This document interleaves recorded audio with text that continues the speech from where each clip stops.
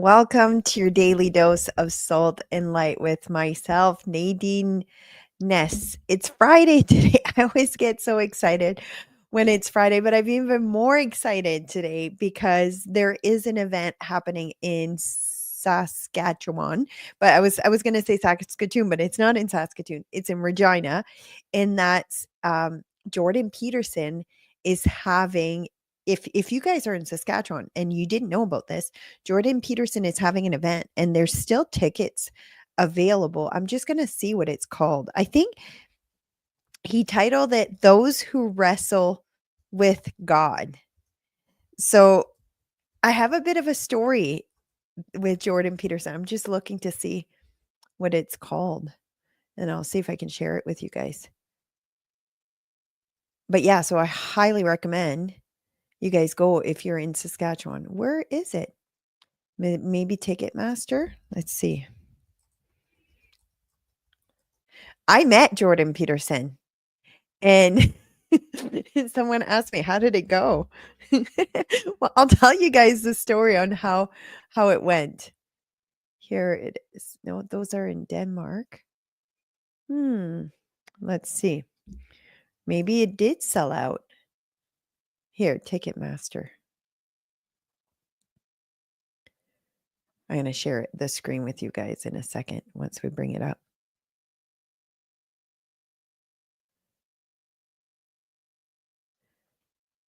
Can you guys see it or not yet? No, you can't. There you go. Okay, so a lot of it sold out. So this is sold out now. And this is sold out now. Oh, that's really good, because when I looked, there was a ton of seats still available here, everywhere. It was like almost half sold out. So if you haven't bought a ticket, they're not bad. They're $50.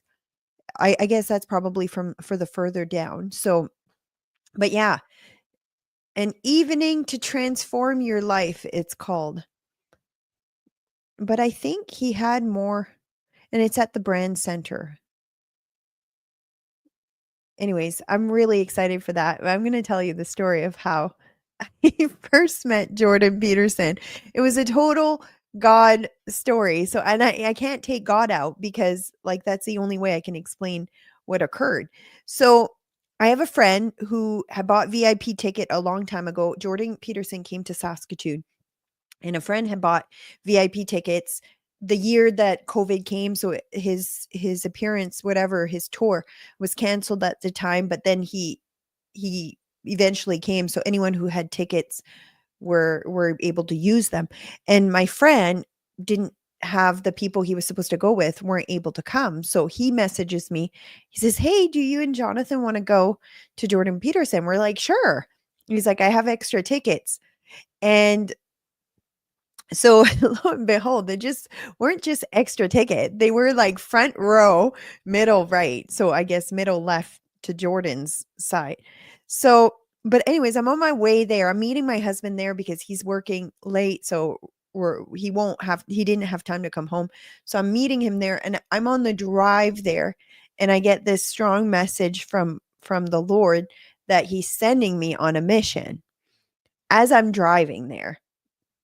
And it's so, like, strong and powerful. I'm like, I called my husband. I said, "The Lord just told me that he's sending me on a mission," whatever that means. I didn't know at the time. Sometimes it can meet someone and tell them about Jesus and their life is transformed. Sometimes it's something else. Like, I never know, right?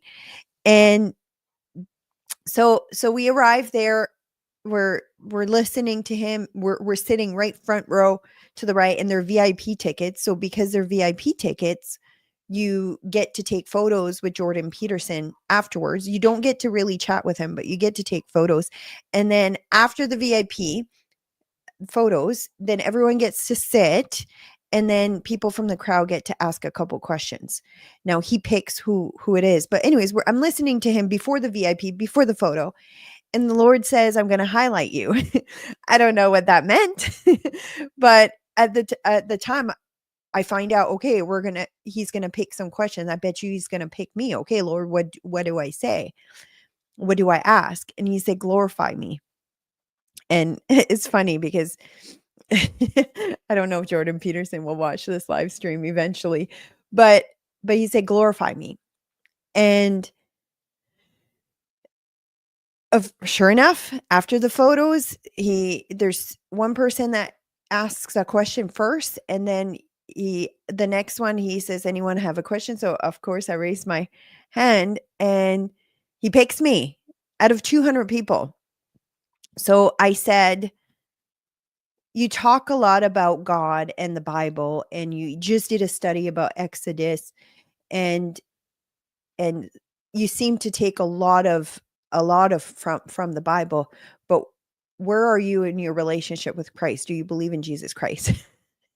And he's like, "I don't even know what that means." And he's tormented when I ask that. He hates that question. But again, I'm just following the direction from the Lord here. And then some other guy pipes up when he says, "I don't understand what you mean by that question." And this guy says, who's clearly Catholic, just based on the way he answers, he says, "Well, do you believe that Jesus died and rose 3 days later to atone for all your sins?" Kind of thing. So he says it kind of in those words, but more Catholic type words. And Jordan Peterson went for a 10-minute non-answer. He went on for 10 minutes without answering. Mind you, this was like a couple years ago, if I'm not mistaken, whenever he was in Saskatoon. And but he was tormented, like his whole body language. He was so like angry with me for asking. You could tell it was bothering him. Anyways, so that was my first time meeting Jordan Peterson. So I don't know if I'm going to get to talk to him tonight or meet him, but again, I got free tickets. So I wasn't told I'm going on a mission though, like the last time, but you never know. So what would you guys say to Jordan Peterson if you got to meet him again after having an experience like that? He does follow me on Twitter. So at one point, I think he even retweeted some of the stories that I was sharing about what was happening in Saskatchewan in the schools. So yeah. So we'll see if he recognizes me. What else? Okay, the big story of the day and the title for this, I want to know what you guys think. Jonathan keeps saying some stuff, and I don't know if he's right, but do you guys think Danielle Smith is pushing for independence? Is this her goal? Here's a tweet by Keith Wilson. It's a video too, so I'll share the video with you guys. Premier Smith on Alberta independence. "I love Canada, but it's not working for us. If federal policies keep harming our prosperity and freedom, Alberta may have to consider all options. Alberta deserves better." So if you don't know Keith Wilson, he's one of the lawyers that defended and helped the Freedom Convoy, the truckers in Alberta. So I really like Keith Wilson. So I'll play that video for you guys too to see what she said.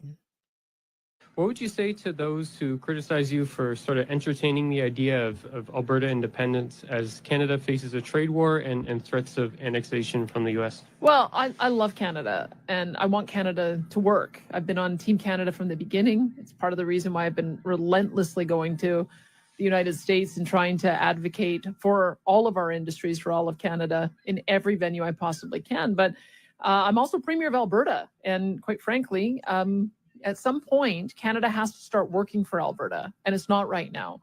We have a number of policies that came in over the last 10 years that have been damaging to Alberta prosperity. It's been damaging to our freedom as a province. And if they persist, it is going to continue a dysfunctional relationship that harms Alberta. So I put forward the 9 major policies that I think have to be repealed after the next election. Unfortunately, the current Prime Minister, despite what he said to me privately when he was here, has now gone public saying he supports export taxes, he supports Bill C-69, he supports emissions caps. That is moving in the wrong direction. So we will get through this election. We'll see who ends up winning, and I will continue to advocate for those. What do you guys think? Do you think this is like putting it on the table? Now, she mentions briefly the demands that she's made on Ottawa or Mark Carney um, because Mark Carney, he's the prime minister right now. So this was shortly after he got chosen as the prime minister. But she did this post, and I did share it on a previous episode as well, but I will reshare it because we're talking about that right now. So this was March 20th. At his request, I met with Prime Minister Mark Carney. Okay, so this wasn't just after he was chosen. It was, I think, within a few days. She ended up meeting with him. Anyways, what day did he get picked? Anyways, it doesn't matter. I met with Prime Minister Mark Carney today.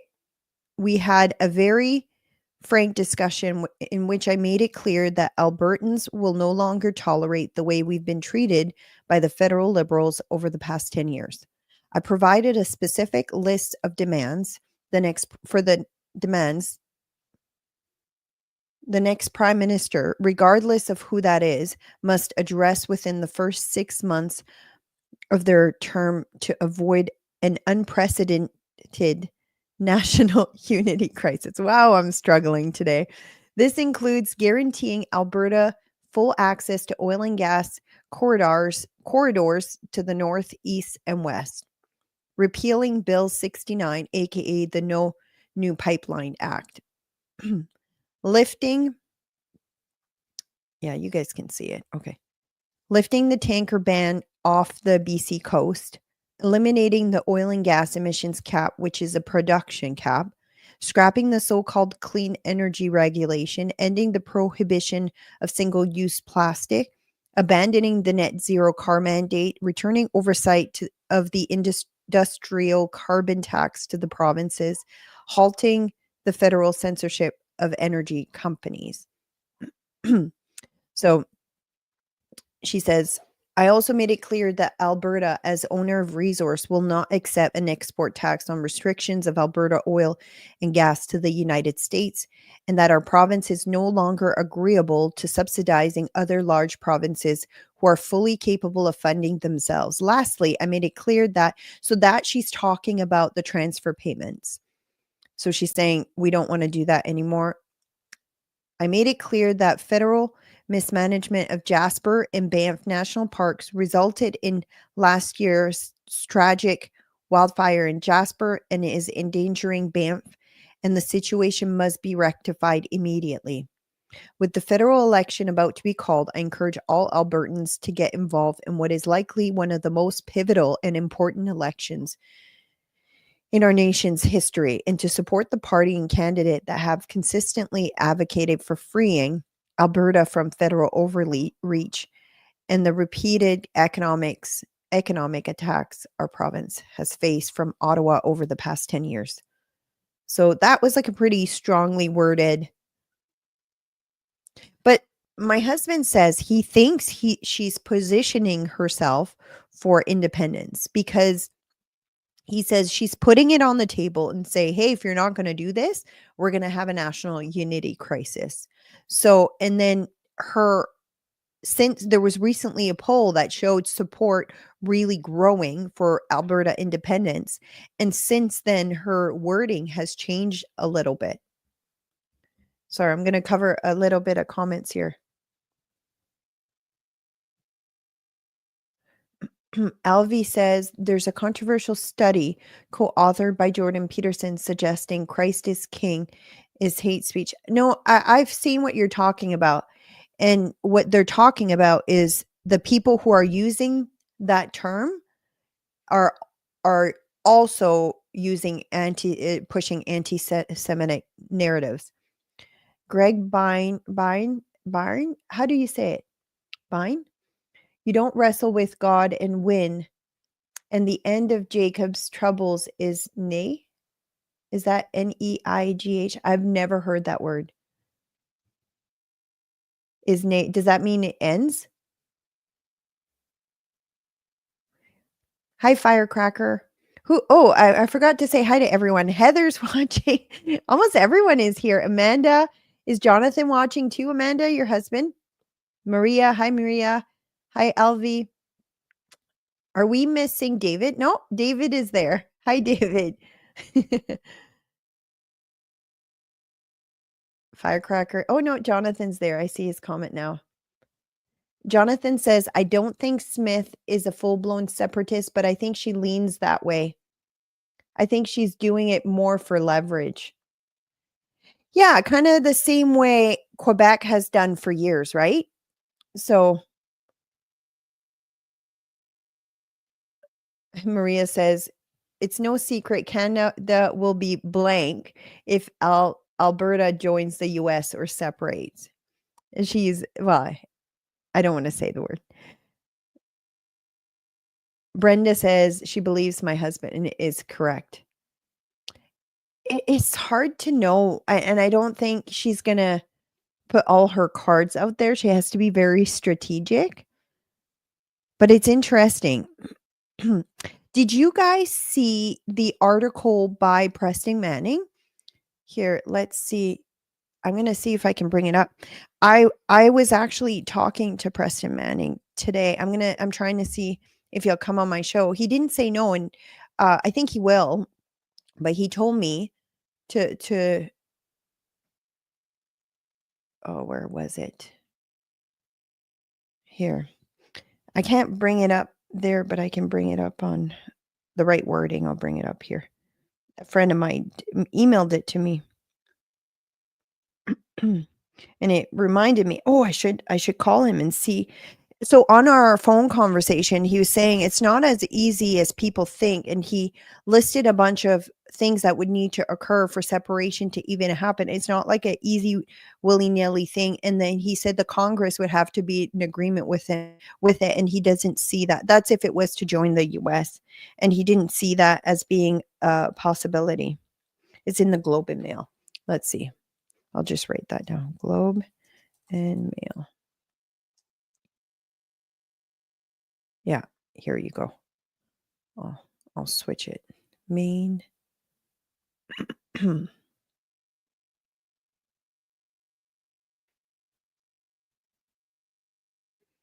Okay, where's the share? There you go. It was showing ads.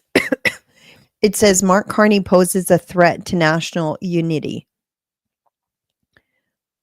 Preston Manning is the former leader of the Reform Party of Canada and a former leader of the opposition. So I don't know if you guys know Preston Manning. He's also the one that started the NCI, but then eventually switched to working with Danielle Smith. He did a report on the COVID stuff, but I don't know if it was eventually published. To be honest, I haven't read it, but a lot of people were saying like that wasn't that great. But anyways, I'll read the article out. Because of the vastness of Canada, is it really long? Oh, it's not bad. Because of the vastness of Canada's territory, the differing interests of its various regions, the abundance of competing economic and social interests, and the weakened state of the democratic instruments for reconciling conflicting interests, national unity will be a perpetual challenge for whomever we choose to form our national government. Recent polling by Pollara Strategic Insight shows a temporary decline in support for secession in Quebec. But paradoxically, support for the separatist party Québécois remains high. Were the PQ to win the next federal election in Quebec as predicted, it has promised to hold another referendum on succession. I think I reported on this, but I'm not sure. I know it was one of the things that I had. Do you guys remember if I did report on was it provincially or federally that they had? Anyways, I remember saving it, but I don't know if I ended up reporting on it. So the next federal government, no matter whom forms it, will be faced yet again with a challenge to national unity on the Quebec front. But whether politicians, the media, or voters in central Canada realize it or not, the greatest future threat to national unity is national unity is emerging not from Quebec, but from the Western Front, again revealed by the recent Pollara survey. On account of the mismanagement of national affairs, oh, this is kind of long. I'm just going to see if basically, he goes on to list all the things that probably led to that. The bottom-up support for Western secession, another one of those populist movement that Central Canada has never anticipated or understood, is currently centered on Alberta and Saskatchewan, but it has the potential to spread to most of BC, Manitoba, and the adjacent territories, depending on how it is organized and led. And this time, unlike the late 1980s, there is no Reform Party to redirect that populist energy in a West wants in direction. So, what can be done? Here are two suggested actions. The first by voters in Central and Atlantic Canada, and the second by Western political leaders. Interesting. So he's basically telling the East, don't vote for the Mark Carney, because that probably is going to lead to Alberta wanting to separate. So a vote for Mark Carney is basically a vote for the breakup of Canada as we know it. If you couldn't care less about the concerns or actions of Western Canada, then ignore this unsolicited advice, but understand that separation of the resource-based economic engine of Western Canada from what's left of the rest of Canada will have dire economic and social consequences for the latter. Secondly, Western political leaders need to provide a mechanism for recognizing and addressing the growing support for Western secession in an orderly and democratic manner, so that its support and leadership are not surrendered to extremists or eccentric for lack of thoughtful consideration of how best to proceed. Initially, this mechanism needs to be a Western secession party after the Quebec model of the Parti of Bloc Québécois, but rather democratic forum to first consider various alternative course of action. Interesting. I'm going to reread this, and we'll talk about it later on.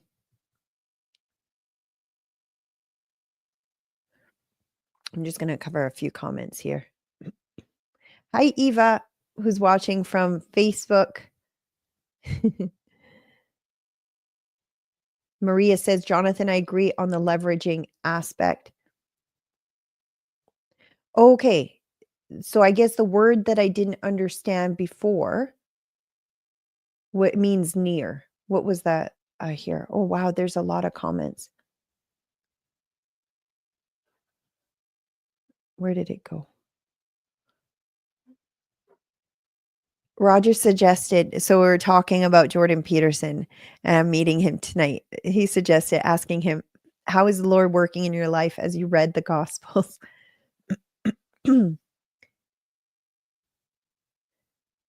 Maria says, Danielle is throwing it out there for reaction. She has a list with a 6 months deadline for the new PM. Yeah, okay, when we were reading about the things. I'll kind of skip a little bit because some of the stuff is from what we were talking earlier. Deb says, exactly same question, Nadine. Easier to talk about God than the emotional, life-changing, humbling relationship with Jesus, our Savior. I need to pray for the powerful that they meet Jesus. And maybe he has. I don't want to say that he hasn't. Maybe his relationship with God looks completely different than ours, right? We like to look at and compare it to like our relationship with God, but maybe that's how he feels closest to him, through his word, through talking about his word.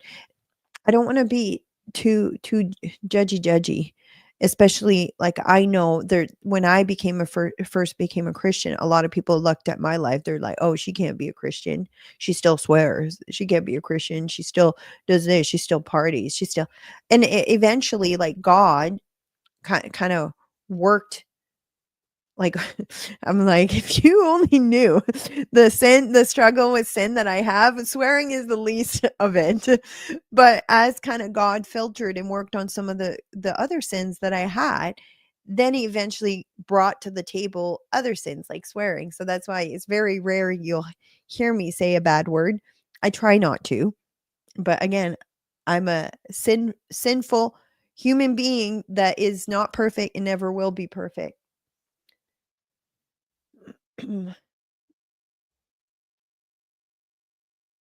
Oh, off topic. David says Russell Brand has been charged with, we're not going to say the word, but SA by 4 women dating back from 1999 to 2005. I thought there was like some allegations, but I hadn't realized that they had led with charges. Is that just recently? Albert, you're back in Mormon. Oh, I'm sorry. He's listening from Mormon, but he doesn't have time to hear me out. He's probably back at work.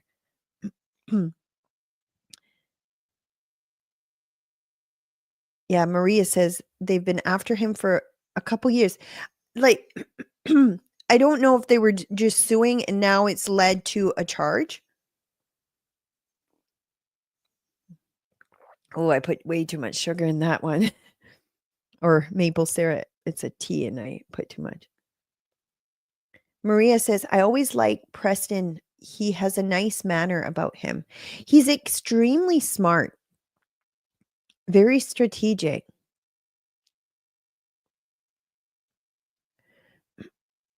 Sean Atwood was talking about Russell Brand today. Russell denies that he's ever had any non-consensual sexual encounters.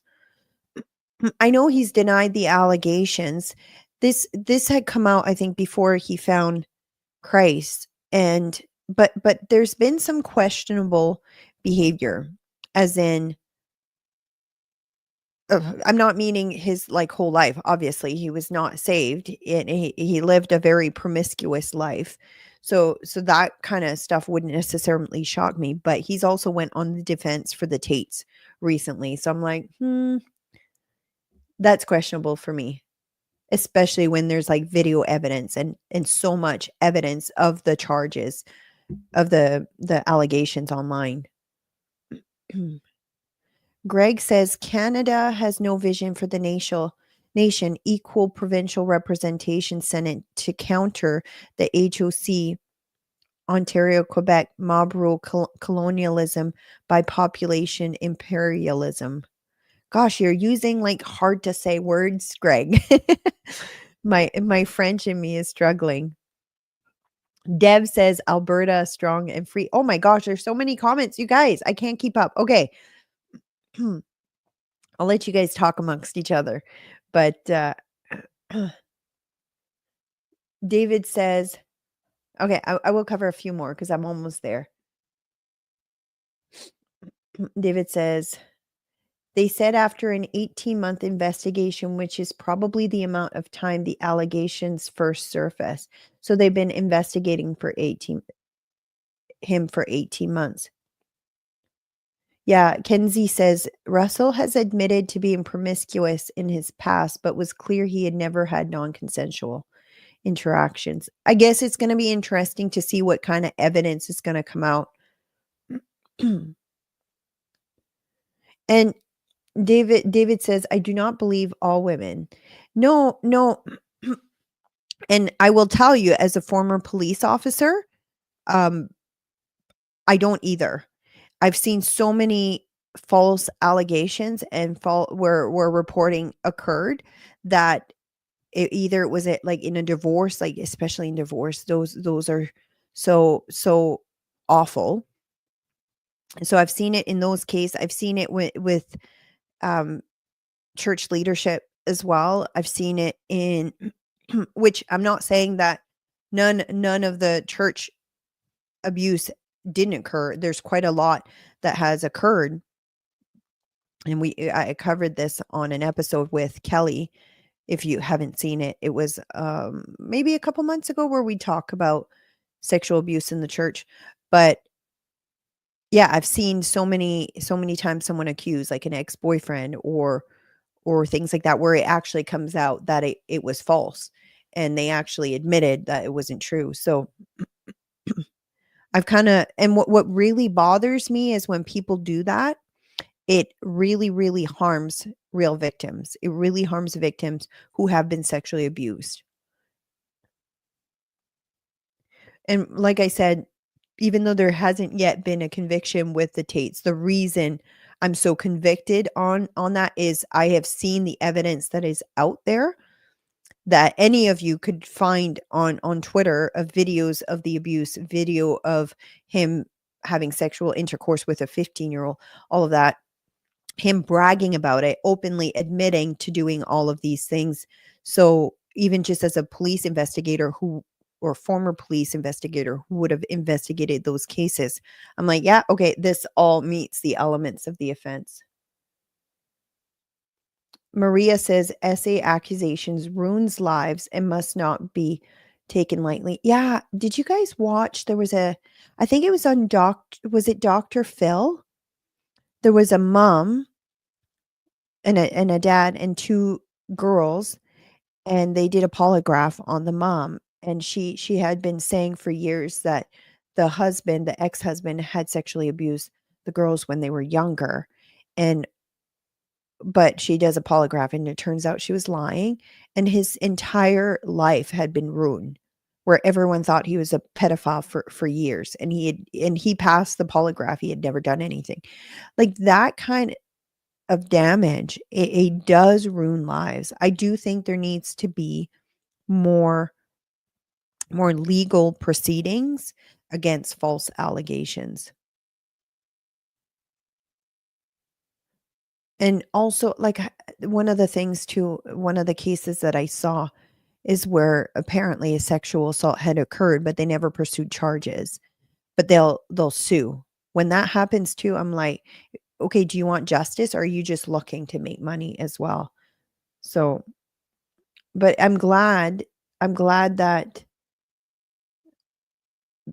that the police are taking it seriously too. Greg says, accept no accusation against your elders leaders without two or more witness. Do you know what verse that is? I would like to read it. Because I've also seen people who are abusing, who kind of, because of the work that they've done in the Christian community, they're saying, oh, you can't, no reproach, you can't touch him because the work he's doing for the Lord is so important. I've seen that too. That's extremely toxic.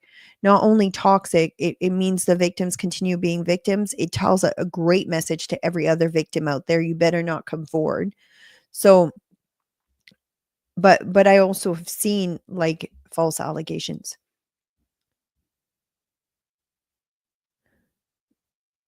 Maria says, not a Weinstein fan, but those ladies lined up to, oh, I won't say that on. And 30 years later, they reported him. No respect deserved.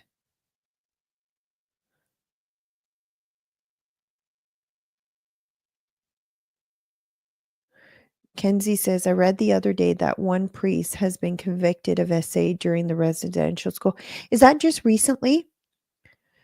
I have a different perspective too with the residential school, as in when they were doing like the payouts for for all the survivors from the residential schools. I worked at Service Canada, so they would come in to Service Canada, and we had to determine if they were the regular application or if they were the serious case that would demand like one-on-one adjudication, so potentially like different court ways of dealing with it. So I have heard so many of those horror stories, and this was before I was a police officer, so I was mortified. And I don't think all of I do think there is legitimacy to all of the things that they said that occurred that was horrific. As for the bodies, if they found the dead bodies, because that's such a controversial thing to say, well, no bodies have been found. But I also was listening once to Jennifer L. I don't know if you guys know Jennifer L., but she was saying how in their culture, digging up the ground and digging up bodies like goes against their faith in their culture. So it's almost like cursing everyone if you do it. So I do understand that aspect of it too. But in the case, I think of BC, They were saying it's disturbed ground, but it was a septic system. So it wouldn't have been a grave, even if that's what they initially thought.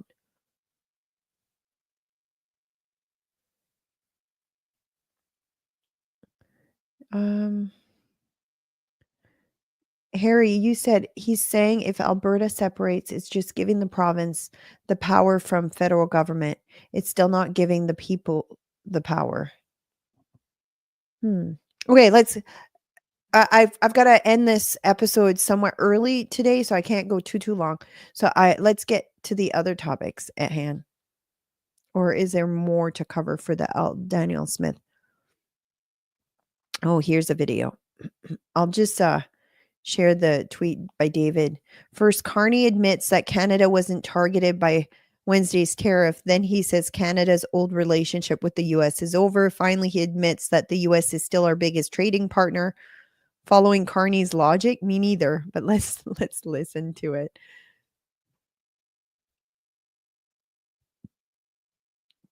Oh.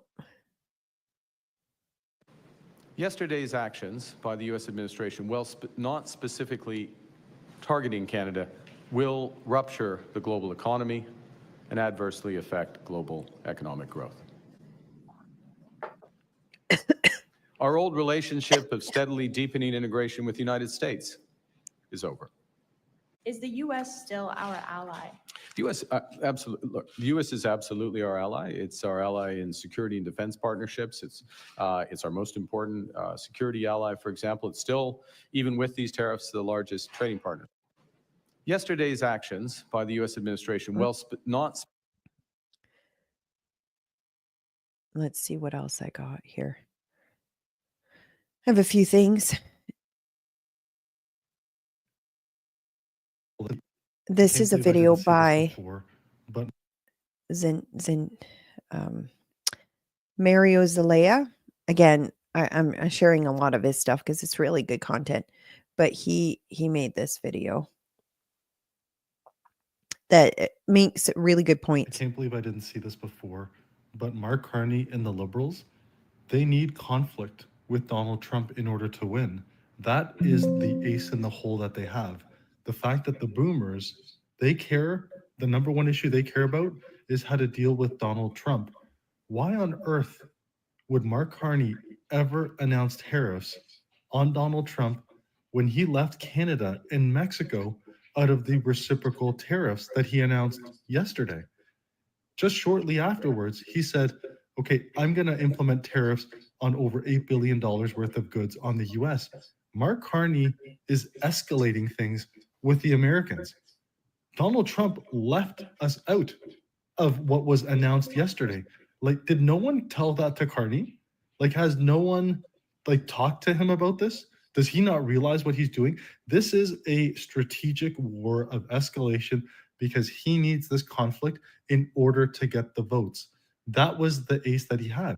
Donald Trump dealt a massive, massive blow to the Liberal Party by excluding Canada from any sort of additional or reciprocal tariffs. Anita Anand of Oakville slipped on TV and said they agreed to discuss the tariffs and the integration of our economies after the election. Like, I'm sorry, like, what? Is the fix in? Like, am I missing something? How does Donald Trump know that he's speaking to Mark Carney? He could be speaking to Pierre Poilievre. But this ridiculousness of him escalating things in order to have this conflict, in order to win, it's so crystal clear now. He wants this conflict to escalate because he needs that conflict in order to win. I agree with that. Like, it made no sense. Why would he escalate it when there wasn't? Okay.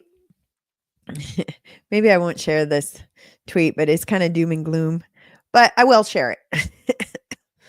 Doom and gloom. I'm not saying I necessarily believe. Well, I kind of do. If we're honest, I believe most of this is something that we need to be concerned about. Contrarian here says, someone asked me this morning, is there any hope for Canada? My reply, not for Canada. Trudeau owns the Senate, and I haven't confirmed and verified all these numbers, but I know of this being an issue. So I'm not saying these numbers are perfect. Trudeau owns the Senate 95 to 105. They can stay till they're 75 years old. He owns the judiciary, 850 judges of 11,000 and counting. Our demographics have tipped to too far the wrong way. People want government to take care of them. They vote for it. We have boomers that refuse to care about Canada or the economy because they are fine, and all they care about is their home value going up. Our private sector is dying for a long time while government rapidly expands. Our only real industry for 40 years is building houses for immigrants, moving money laundering, and selling visas and citizenship to students. I don't know if I believe that, but many of our institutions are compromised by foreign actors. I do believe that one. Our society has become what I mean by I'm not sure I believe that. It's not our only real industry. We have many other industry. Our society has become one of wokeness and entitlement without working. We are incredibly divided. Our entire GDP for the last 10 years was all government spending. We are a country of radical environmentalists. Will do anything to stop projects and the government supports it. We have mass corruption in the indigenous population causing further problems for projects to be materialized. The government will run out of money and they will come for your assets. It's just a matter of time. Our whole society has become one big woke joke and it ends badly. Prove me wrong, he says. It's doom and gloom. I warned you guys. That there was a doom and gloom post, but he made some good points, and I've talked about this before. The fact I do believe our court system to be compromised. Actually, I have a story about that. I don't want to move ahead. We'll cover that after.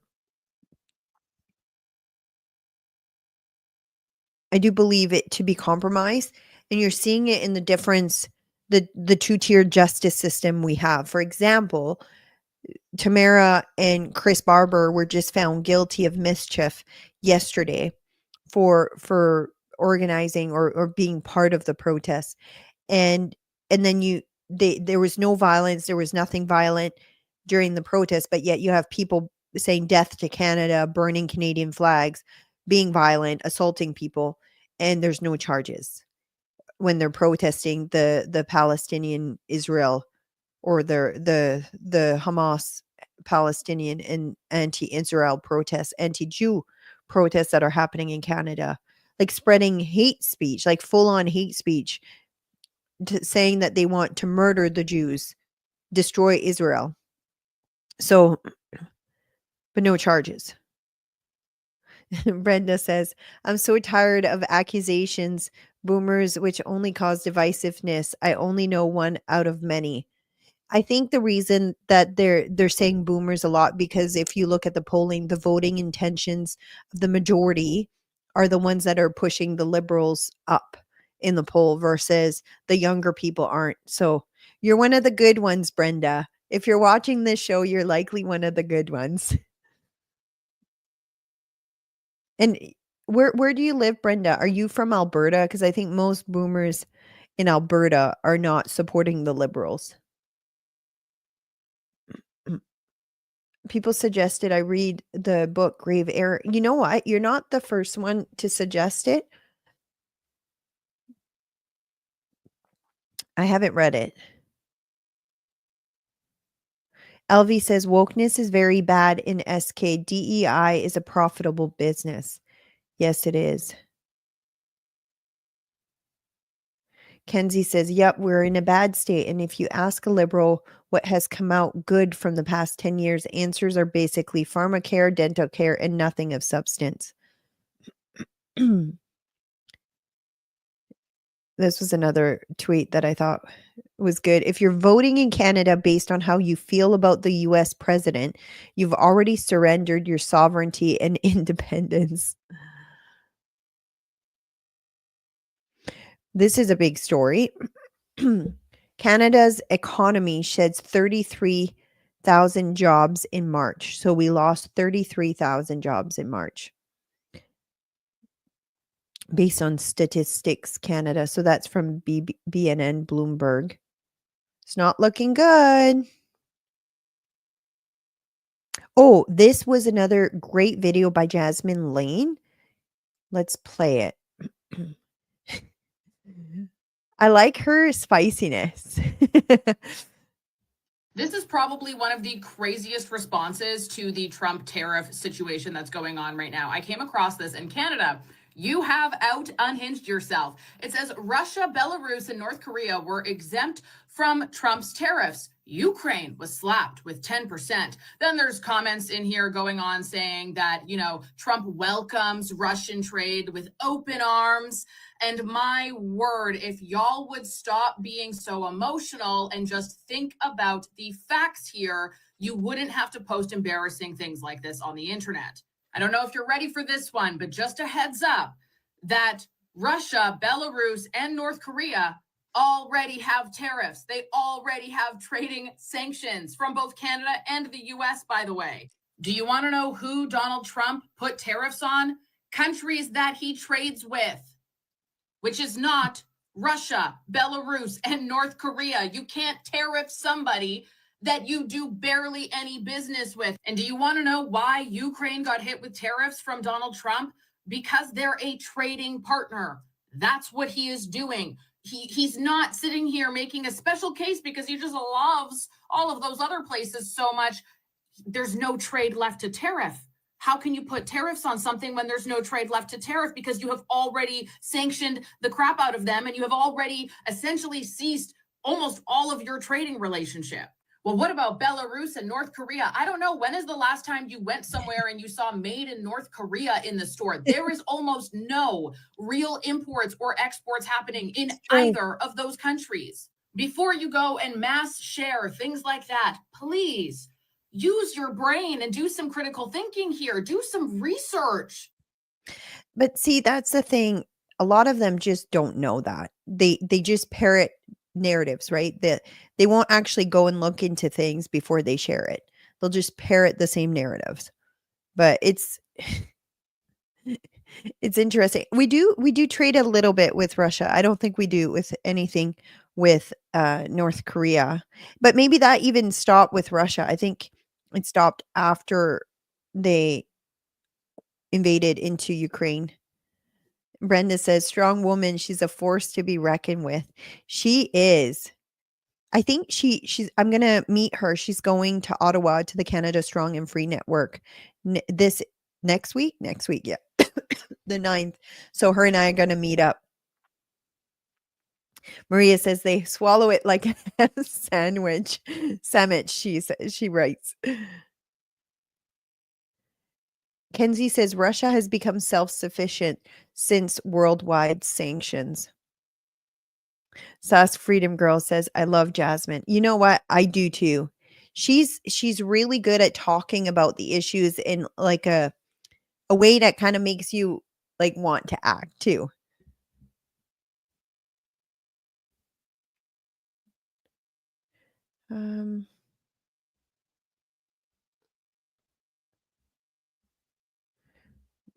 Kenzie says, Jasmine is awesome. Great analysis. Kenzie says, current boomers still feel the guilt forced upon them for the ills of society, climate change, gender bias, racism, and so on.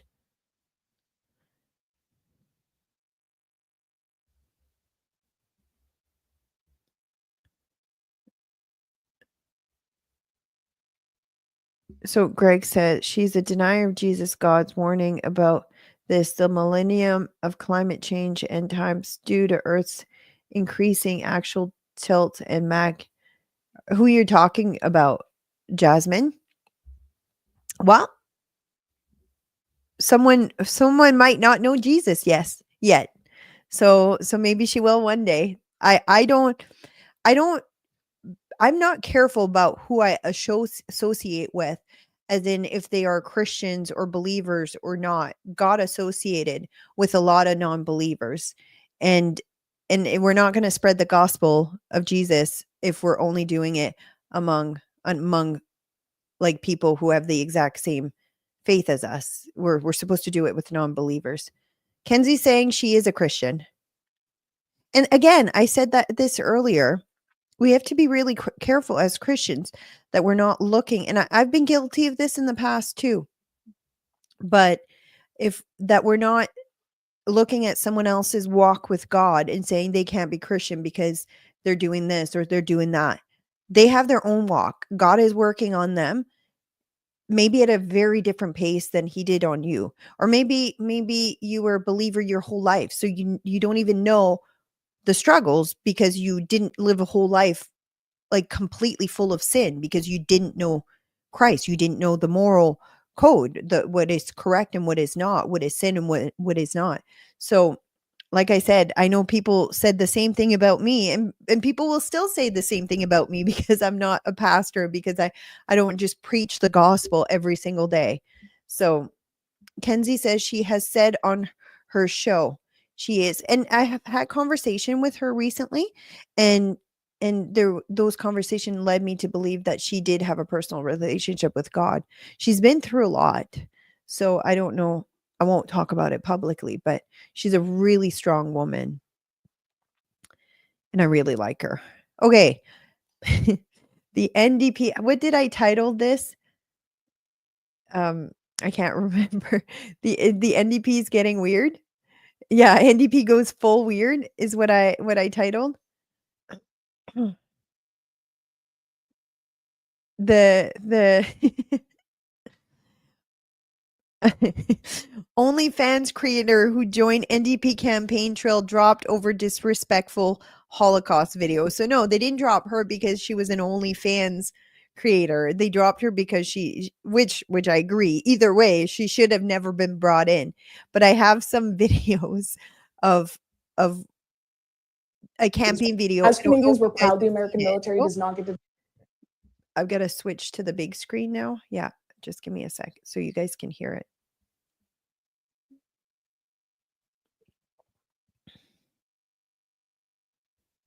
As Canadians, we're proud the American military does not get to decide what goes on inside our borders because we don't vote for them, and Palestinians deserve the exact same thing, and I know you feel similar. Absolutely. Should not be selling or buying from a country, especially a Netanyahu government that violates human rights. We should be sanctioning those that are involved in these war crimes. Why are we buying and selling arms to a place that doesn't respect international borders? The points are actually things that we put forward either in a motion or we put forward individually. The censorship going on right now with Palestinian voices is unbelievable, and we need to get out there and have our voices heard as Canadians because we have the privilege of being able to vote and really have a say in this. Get out and vote. Yeah, and absolutely. We also have an important platform to help people around the world where their voices are being silenced, and we can actually amplify their voices. I encourage you to go to elections.ca, figure out where your riding is, what you need to do to vote. Appreciate that so much. Thank you, Toby. As Canadians, we're proud the American military. I've seen someone posted, unfortunately, someone posted a video of it wasn't like her OnlyFans video, but it was a video she was like in a bikini being really weird, and I'm like, I wish I hadn't seen it. But let's see if here.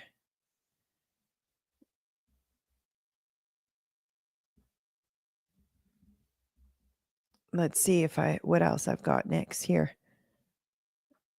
But just to show she didn't just do one video. She was on the bus. Here's another video.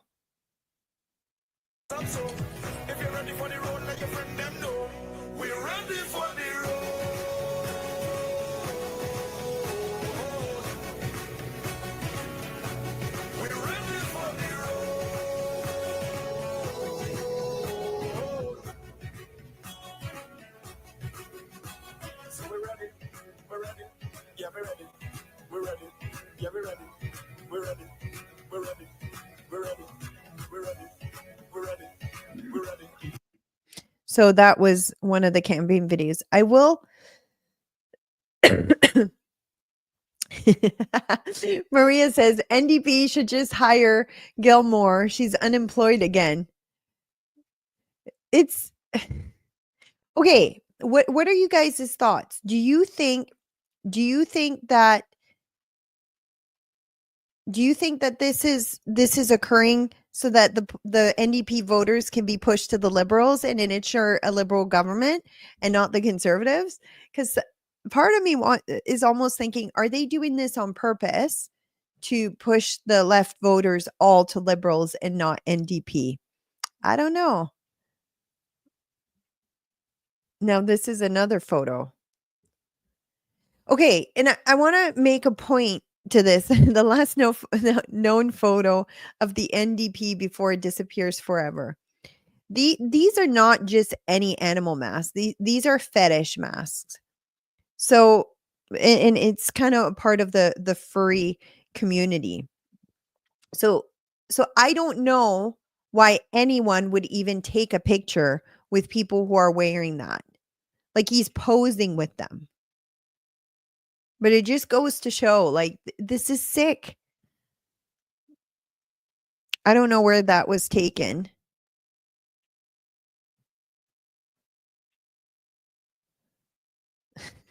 Lorene says in the comments, I mean, it's a voting bloc that exists small and ignored by other parties. So maybe he's onto something or not.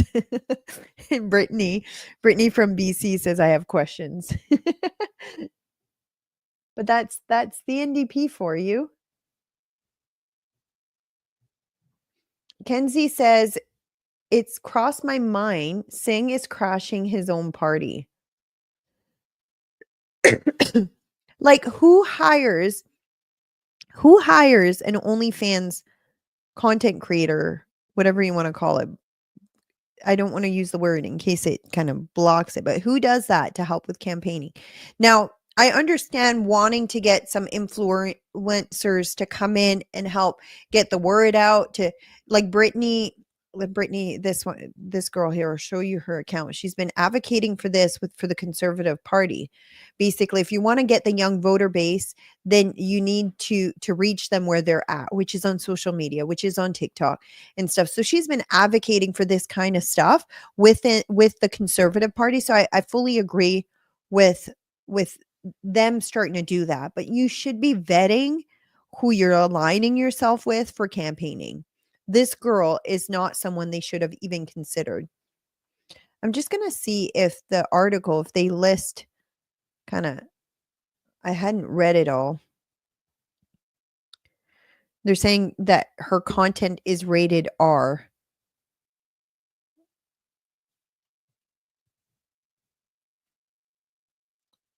I'm trying to think here. But anyways, even just the fact that he was like sitting with her and siding with her and agreeing with her, I think the NDP has definitely become the anti-Israel, the only free country in the Middle East. But they've been promoting very much that. Speaking of anti-Israel and anti-Jews, oh, wait. I'm going to play this video quick first. It's with Jagmeet saying, I don't know if you've seen it. I've seen like the whole, the longer one, but I only have the short one here. But either way, I'm going to play it with you for you guys. Hopefully you'll be able to see it. We've got a message to Donald Trump. You Democrats and Oh, wait. You can't hear this. I've got the wrong screen. Donald Trump. You Democrats and workers are going to fight back and defend. You can't see it. Give me a second. Or you can see it, but you can't hear it. There. Our jobs, we've got a message to Donald Trump. You Democrats and workers are going to fight back and defend our jobs and our country. We're ready to fight back.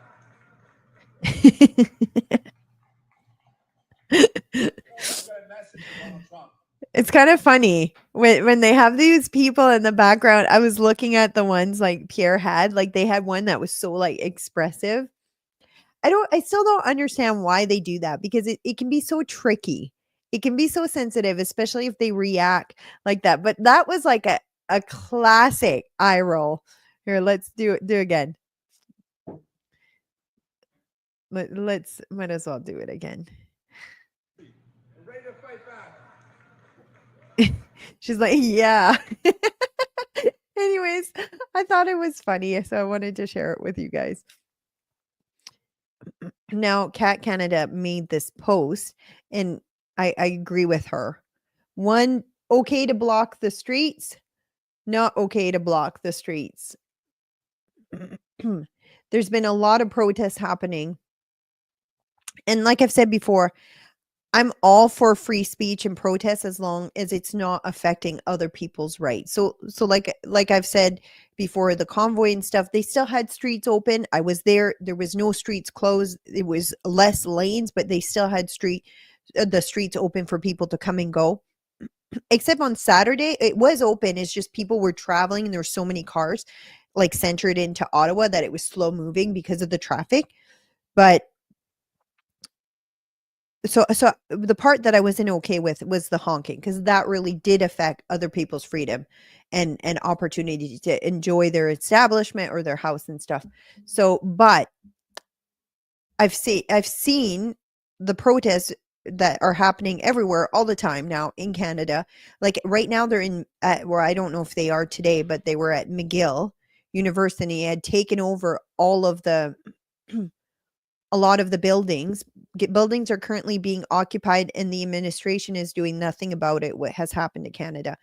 And what I mean by taking other people's rights away, if you're threatening people, threatening to kill people, threatening to terrorize people, that's very much different. That's not legal protest. That becomes into the territory of illegal protests.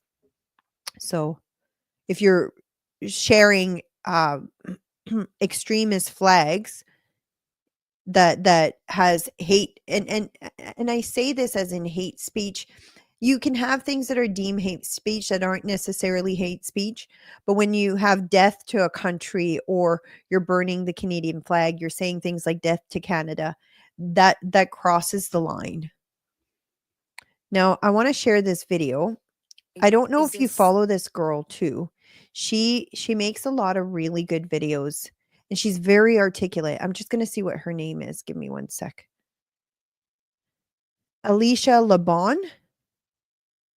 Yeah, Alicia Lebon. Where is she living? It says the USA right now, but she has an English accent. She's a historian. Is this a serious question? But anyway, she makes a video and it kind of defined where I am as well with this. And I'll explain after. Here. Is this a serious question? Did you try just talking to the terrorists? On making Hamas the ultimate boogeyman that you can never talk to, you can never negotiate as long as they're there. There's no partner for peace. They're just like the epitome of absolute evil. And I don't know, I'm not here to like whitewash or sanitize Hamas, but you know, when you're actually sitting face to face with members of that group and you're talking to them and they're explaining their reasoning and they're staking out positions and negotiating with you like they are human beings, because they are, it makes it much more difficult to maintain that caricature and have it stick. And it's such an important part overall Hasbara propaganda campaigns. The mistake that Western elitists make is thinking that because they are educated in the epicenter of civilization, that they have some superior knack for understanding the rest of the world, when in actual fact, they have absolutely no capacity to understand these regimes that they aren't familiar with.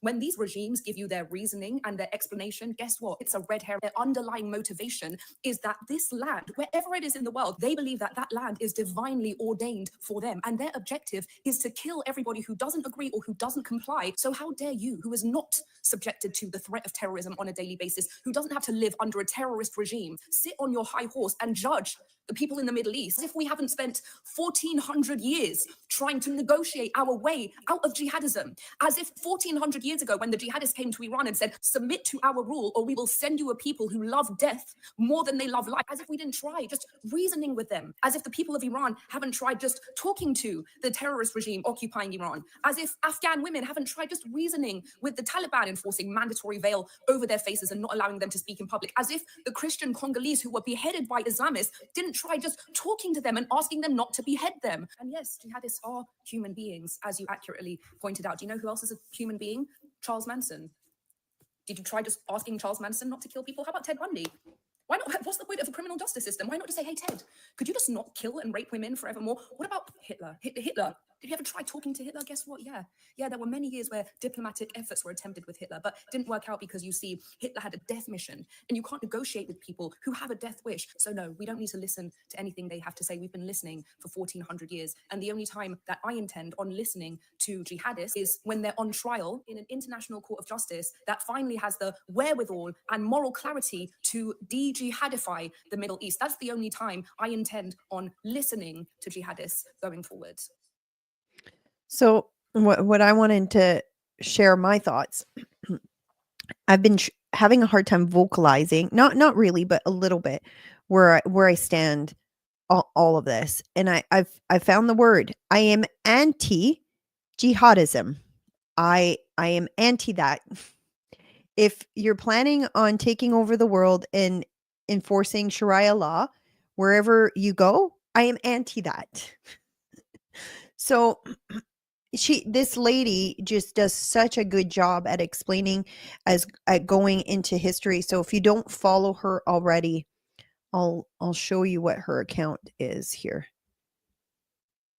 I did reach out to her to see if she would come on my show because I wanted to do a debate. I remember you guys, I told you like way back when that I wanted to get people from both sides to have a discussion. But I want to make sure that I have someone who knows their history, who's really good at explaining what has occurred so that they can't be gaslit and manipulated by whoever I was going to bring from the other side, because he is a manipulator and a gaslighter. He's done that with me many times. So, but anyways, I haven't been able to get a hold of her yet. So hopefully we'll be able to. I still plan on having that. It's just I guess it hasn't been on my number one priority list, but yeah. So Alicia, ELICA space LE space bon. She does a lot of really good videos. No, the stock market is crashing. I was talking to my American friends this morning. I meet with them every morning on Fridays. They kind of help me game plan and do stuff with my organization, with my show and stuff. So I have a couple people that I meet with on Fridays where we talk, where they see how sorry, I'm distracted by the comment, how we can kind of advance the cause and stuff. But they were talking about how this is the second day in the row that the markets are crashing. And it's not just a little bit, like 15, 16%. So they did expect some, but what they're concerned, what they explained to me, they said they did expect that. And this video explains it really well. So that I'm going to share with you guys what Trump is doing. This is a video that Trump shared on his Truth Social account. But what they explained to me, they do want it to go down for various reasons that you'll listen to, but they don't want it to start a recession. So, and not because they won't be able to come out of it or in the long term, it'll be bad. It's only the public image of a president being in power. When a recession happens, it never is good for a sitting president, even if they come out of it better in the end. But anyways, I'll play this video. Trump. Oh, it's super loud. Give me a sec. I'll lower the volume first. Is the volume sounding okay for the videos that I'm playing with you guys? Is crashing the stock market by 20% this month, but he's doing it on purpose. And this is why Warren Buffett just said Trump is making the best economic moves he's seen in over 50 years. Now, here's the secret game he's playing, and it could make you rich. So why is he doing this? To push cash into treasuries, which forces the Fed to slash interest rates in May. And those lower rates give the Fed the ability to refinance trillions of debt very inexpensively. It also weakens the dollar and drops mortgage rates. Now, it's a wild chess move, but it's working. Now, you're probably wondering, what about his tariffs? Well, I'll tell you, it's a genius play. It actually forces companies to build here to dodge them. It also forces farmers to sell more of their products here in the US to bring grocery prices way down. We've already seen this with eggs. Now, remember, 94% of all stocks are owned only by 8% of Americans. So Trump, he's taking from the rich short term and handing it to the middle class through lower prices. I'm curious as if there was a longer video of that. And Tony says lots of Americans have lost their savings. Okay, everyone says they're very low volume. Was that better? Did I fix it in the end? Was this one better when I adjusted it? Like anyone who's kind of had investments for a long time, yeah. It's going to be interesting to see what will happen if it's going to come back up. I think it will. Maria says the market is also responding to companies that chased the cheap labor and left the US. They come back or face tariffs. Well, and I think too, market starts going down when there's uncertainty. I think that because Trump is kind of changing like what's happening, one day he's announcing something, one day he's not. It's kind of back and forth. There's been a lot of uncertainty. But okay, this is another video of a guy kind of explaining the tariffs in a really, really simple way. And I want to preface that Canada is not in the same position as the US. So what he's going to explain here is likely not to be as effective in Canada. It's likely to have a negative effect on Canada because we don't have the purchasing demand or the purchasing power here in Canada. We just don't have the population to buy the things that we have to export out. So like natural gas, all of that. Like we make a huge profit and we bring a lot of money into Canada from exports versus because of our natural resources. We just don't, it's not like we could just give all of that natural resources to Canada only and we'd be great. We just don't have the people to buy it. So I'm just prefacing that. This doesn't mean I support Canadian tariffs. In fact, quite the opposite. I think Canadian tariffs on the US is the biggest mistake that politicians are making right now. But let's listen to this one. So do you want to know the part that they're not telling you about tariffs? Here's the reality that nobody's talking about. Nobody. This lighter costs $25 in America to buy an American-made product, okay? China makes one, sells it for $20 here in America. Out of that $20, $5 goes to whoever in America sells it. $15 of it goes back to China. You buy the $25 one in America, all $25 stays in America.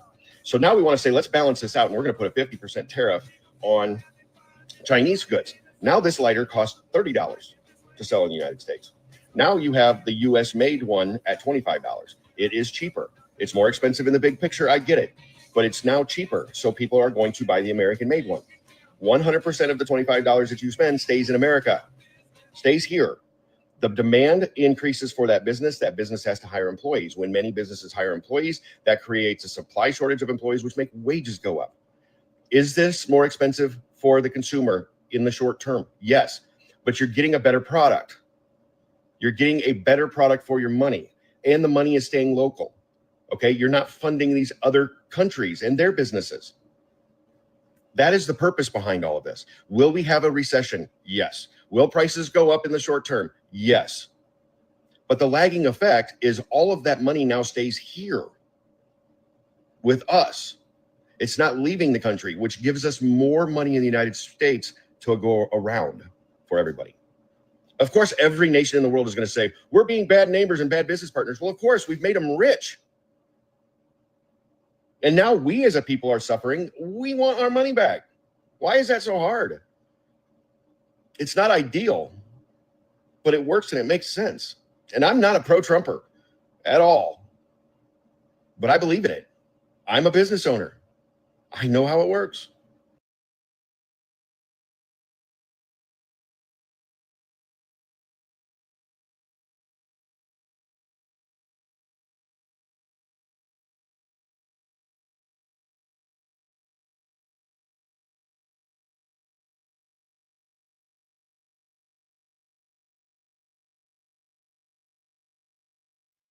Thanks, guys. Sorry. I you guys told me I was muted.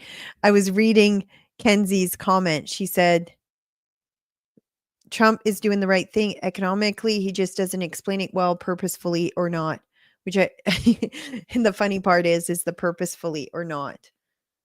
Okay. Maria says placing tariffs are tricky. The economic benefit is a crapshoot. That's why Trump goes back and forth. He's trying to find that sweet spot for maximum benefit. Can you guys hear me now? The comments are like delayed. So when I start seeing muted after I fixed it, they're still coming in. Here, let's see what else I've got.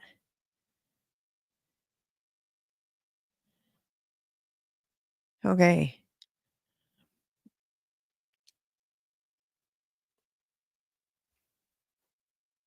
Oh, this one, there's a video here, but it's kind of long. I'll play it on next week. Now, there's another thing too that I wanted to share. Trump is going to bat for Marine Le Pen. Le Pen? I don't know how you say it. Is it Le Pen? But he said the witch hunt against Marine Le Pen is another example of European leftists using lawfare to silence free speech and censor their political opponent. This time going so far as to put that opponent in prison. It is the same playbook that was used against me by a group of lunatics and losers like Norm Eisen, Andrew Weissman, and Lisa Monaco. Am I saying it right? They spent the last 9 years thinking of nothing else, and they failed because the people of the United States realized that they were only corrupt lawyers and politicians. I don't know Marine Le Pen, but do appreciate how hard she worked for so many years. She suffered losses, but kept going. And now, just before what would be a big victory, they get her on a minor charge that she probably knew nothing about. Sounds like a bookkeeping error to me. It is also bad for France and the great French people, no matter what side they are on. Free Marine Le Pen. So I don't know if you guys had seen that. Brenda says the same thing happened in Romania. Yeah, it's true. I think it's to demoralize people and make them not want to run. Like, it's funny though, you're seeing this happen over and over again, but it's only happening to conservatives.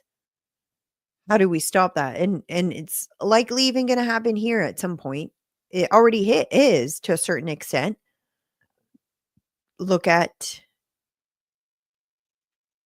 Tamara and Chris. They haven't gotten their sentencing yet, so I don't know when that's going to come out. Do you guys know? I could text Chris and ask him when they're thinking that's going to come out. But that's it. That's all I've got for the show. I'm going to, as soon as I'm done here, I'm going to be heading out and driving to Regina. So to the Brand Center to go see Jordan Peterson. So pray for safe travels and that I come up with words to say that that hopefully this time will not leave him so so annoyed and full of hate for me.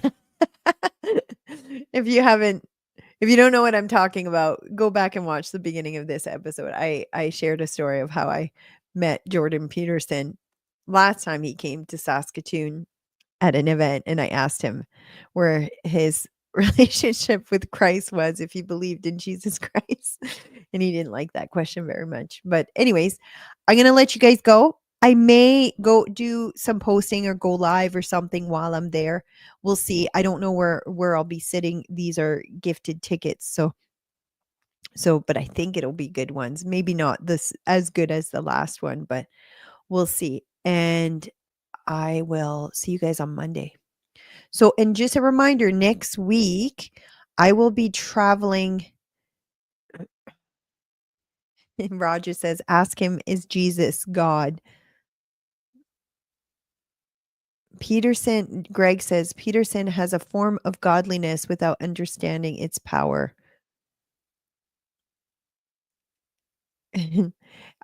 Next week, yeah, I just wanted to remind you guys that I will be heading to Ottawa for the Canada Strong and Free Network event. So I fly out on the 9th, I believe. Let me check my flights. Is it the 9th?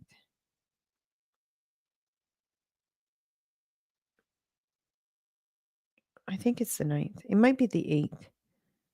I should probably I should have probably know that. Air Miles. I booked with Air Miles, so would it be flight confirmation?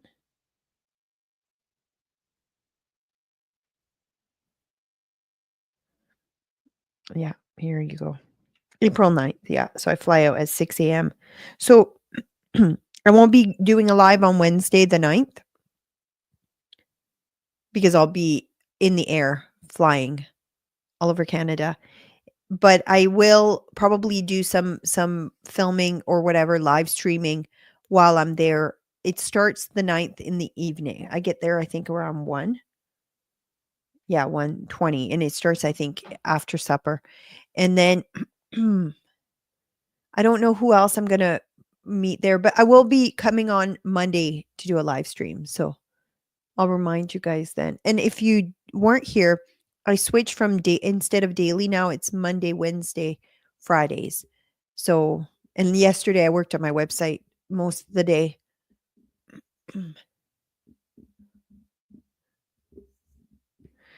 Oh, that's a good question. Kenzie says, ask him what he thinks about all the podcasters, commentators going so right wing and why, like Rogan, Dorbrand, and himself. Because the left has become so insane.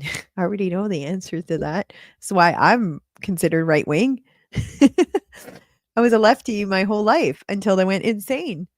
But okay, I will let you guys go and I will see you guys on Monday.